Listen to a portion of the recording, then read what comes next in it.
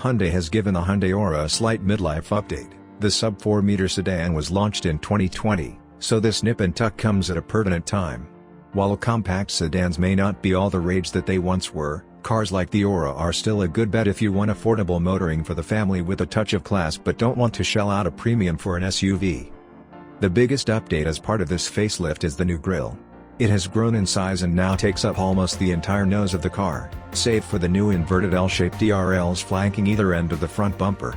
The grille has a new split, hexagonal design is quite a bit more contemporary. Hyundai has also switched from its 3D chrome logos to new 2D ones with a satin finish. Over to the rear end, things are left untouched, which means that the rear spoiler remains for a sportier aesthetic as well as the LED taillights connected via chrome strip. Personally, the 15-inch dual-tone alloys are probably the highlight of the silhouette. Step inside the Aura and you will notice that not much has changed. The copper-colored accents on the dashboard fascia and surrounding the gear console give the cabin a sense of appeal. The 2023 Hyundai Aura features a voice-activated 8-inch touchscreen infotainment system, Apple CarPlay and Android Auto connectivity, TPMS, a wireless charging pad, a Type-C fast charging port, automatic climate control, cruise control, and a leather-wrapped steering wheel. A major change on the inside comes in the form of analog dials which replace the part digital instrument cluster. There is a mini screen in between the dials which displays the basic vehicle information. While the front isn't perfect for taller and broader occupants, the rear is a slightly different story.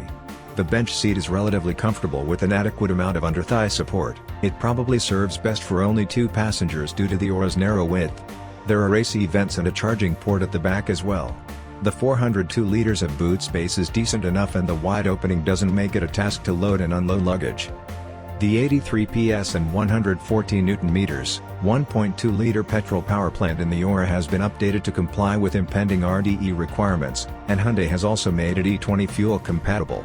It can be coupled to a 5-speed manual transmission or an AMT. The turbo and diesel options from earlier have been dropped with this update. Driving the Aura is a straightforward experience as well, and the power delivery is linear in the lower end of the power band at least. There is a slight dip in mid-range grunt but this shouldn't be a deal-breaker for most buyers. The engine is refined. While it does get noisy as revs rise, it is not really intrusive. The manual gearbox is competent too, the clutch is light and the gears slot in it precisely too. Like most Hyundai vehicles, the steering is light to handle and simple to maneuver around the city. Although we would have liked it to recenter a bit better, which you notice around U-turns. The ride quality is sort of a mixed bag. This implies that bumps and smaller potholes experienced at slightly lower speeds aren't annoying, but that changes at higher speeds. High-speed stability isn't the best, with the car moving around over big undulations as the speed increases. Braking is quite good as our numbers suggest. The Aura isn't very dynamically pleasing, but rather a more point-to-point daily commuter like it is intended to be.